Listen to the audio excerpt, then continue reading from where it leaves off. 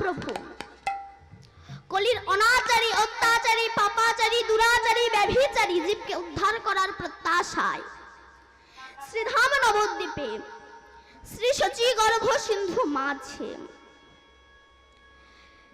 তিনি যে নাম কোনোদিন অর্পিত হয়নি, অনার্পিত চরিত্রীরা, যে নাম কোনোদিনও পৃথিবীতে আসেনি, এই যে হরে কৃষ্ণ কৃষ্ণ কৃষ্ণ হরে হরে, হরে রাম রাম রাম হরে হরে,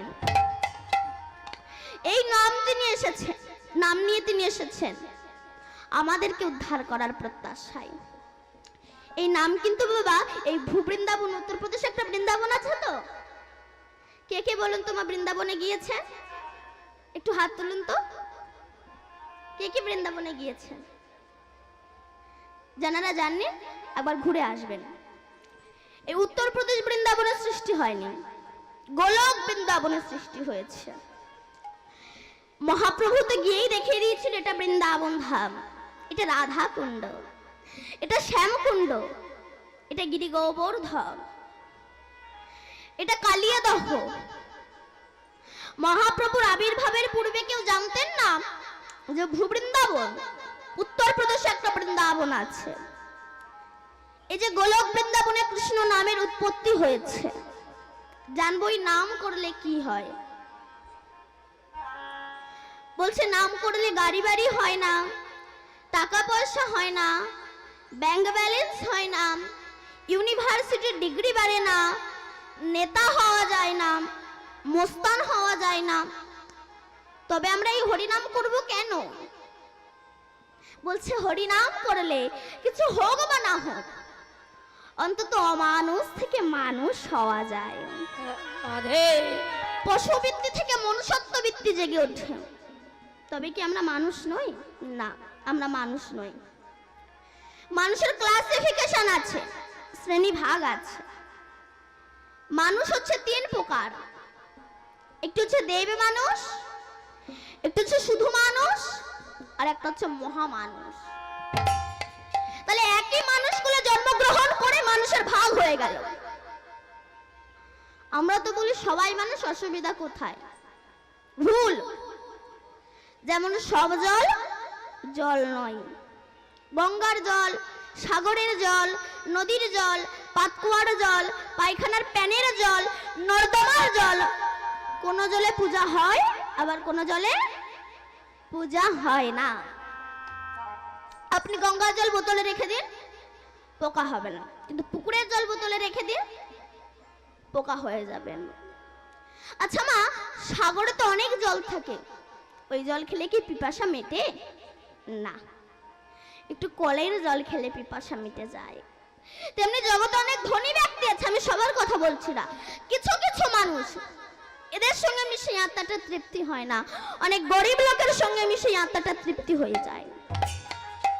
এই জন্যই তো বলছি কোন জলে পোকা হয় আবার কোন জলে পোকা হয় না।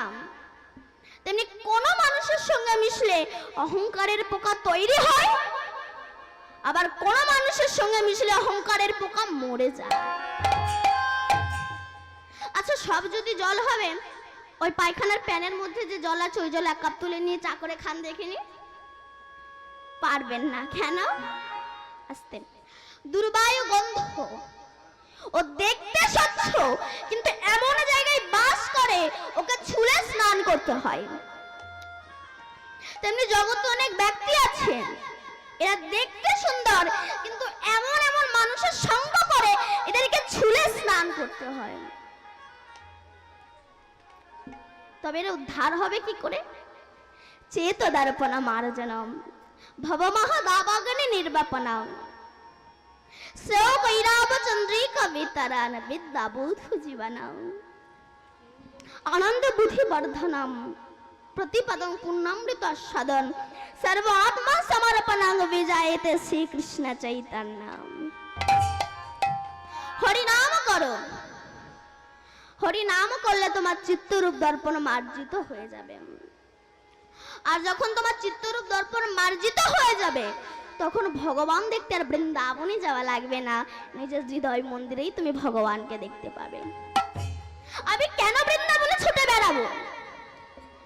আগে তুমি তোমাকে চেনো, আমি কে, কি আমার, কোথায় ছিলাম, কোথায় এলাম, কে এনেছে, কে নিয়ে যাবে, কেন এলাম আর কেনই বা যাব, এগুলোই আমরা ভাবি না। কুসঙ্গ করতে করতে সৎসঙ্গই করা হলো না, আর ভবিষ্যতের চিন্তা তো করাই হলো না।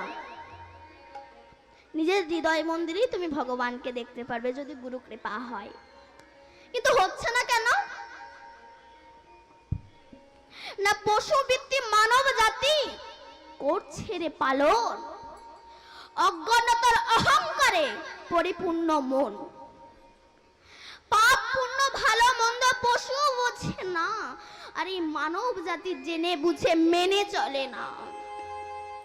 ইউনিভার্সিটি ডিগ্রি এদের আছে কত শত, তবু এদের চলন বলন দেখো যেন মূর্খের মতো।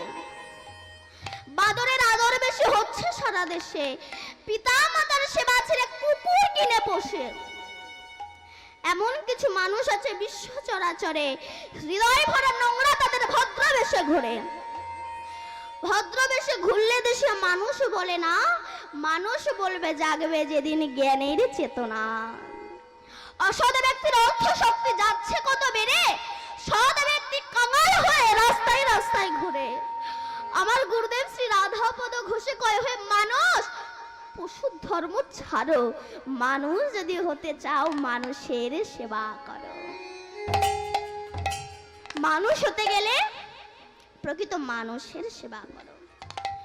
এই যে কমিটি যে এত টাকা খরচা করে হরি নাম দিচ্ছে, এই হরি নামে কি হয় বলছে? হরি নামে হরি নামে হরি নামে হরি নামে। পৃথিবীতে অন্য কোনো বস্তু নেই যার দ্বারা হরি নেমে আসে, একমাত্র হরি নামে হরি নামে। এই যে আমাদের শারদ ভারতবর্ষ যে রাস হয়, এই রাসও কিন্তু বাবা গোলক বৃন্দাবনে সৃষ্টি হয়েছে। ভগবানের যখন ইচ্ছা হলো আমি একটু রাসলীলা করব, তা রাসলীলা করতে গেলে তো অভিনেতা অভিনেত্রীর প্রয়োজন হয়, একা দ্বারা তো সম্ভব নয়। তো ভগবানের যখন ইচ্ছা হলো আমি একটু রাসলীলা করব, একা ভগবান দ্বিখণ্ডিত হয়ে গেলেন। যেমন একটা আস্ত মটরের দানা, সেটাকে জলে ভিজিয়ে রাখুন, পরের দিন উঠে দেখবেন ওটা কিন্তু ফুলে মোটা হয়ে গিয়েছে। এবার ওটাকে দু আঙ্গুলের মাঝে দিয়ে চাপ দেন, দেখবেন ওটা দুটো ভাগ হয়ে যাবে। তেমনি আমার ভগবান ভক্তের প্রেমের জলে ডোবানো ছিল, অনুরাগের দ্বারা ফুলে উঠেছে। ভক্ত যেই না তার প্রেমের দ্বারা চাপ দিয়েছে, একা ভগবান দ্বিখণ্ডিত হয়ে গিয়েছে। দ্বিখণ্ডিত হয়ে গিয়ে কৃষ্ণের এই বামঙ্গ থেকে লাদিনীর শক্তি শ্রীমতী রাধা রানীর জন্ম হয়েছে। আমরা বলি বিশ্বভানু রাজার কন্যা রাধা রানী, এটা ভুল। আমরা বলি বিশ্বভানু রাজনন্দিনী, রাধা রানী বিশ্বভানু রাজার কোনো সন্তানই নয়। বিশ্বভানু রাজাও কীর্তিদার কোনো সন্তানই ছিল না, সাধনা করে তবে তো রাধা রানীকে কন্যা রূপে পেয়েছে। তাহলে এই যখন কৃষ্ণের বামঙ্গ থেকে লাদিনীর শক্তি শ্রীমতী রাধা রানীর সৃষ্টি হয়েছে, তখন রাধা অঙ্গ থেকে সরাসা গোপীর সৃষ্টি হয়েছিল, 16 বছরের গোপী। এরা কারা? 10টা ইন্দ্রিয় আর ষড়রিপু যিনি সংযত করে গোবিন্দ চরণে অর্পণ করতে পারে, সেই হচ্ছে সরাসা গোপী, 16 বছরের গোপী। গোপী কাদেরকে বলা হয়? বলছে গোপনে যারা গোবিন্দ ভজেন তাদেরকেই গোপী বলা হয়।